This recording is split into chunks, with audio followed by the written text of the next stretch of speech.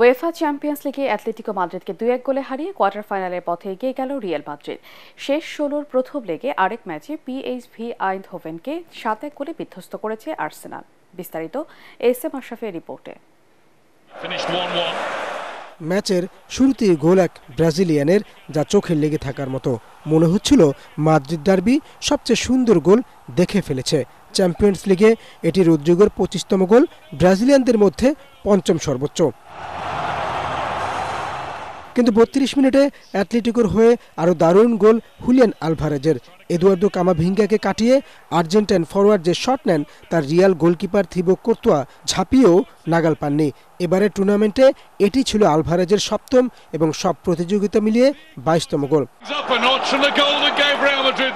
তবে ম্যাচের নায়ক শেষ পর্যন্ত এদের কেউ নন। দ্বিতীয়ার্ধে সব আলো কেড়েছেন ব্রাহিম দিয়াজ।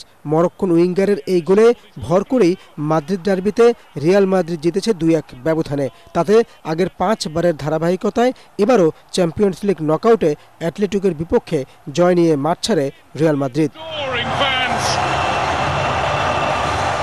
পিএসভি আইন্ডহোভেনের বিপক্ষে আর্সেনাল রীতিমতো গোল বন্যা বইয়ে দেয়।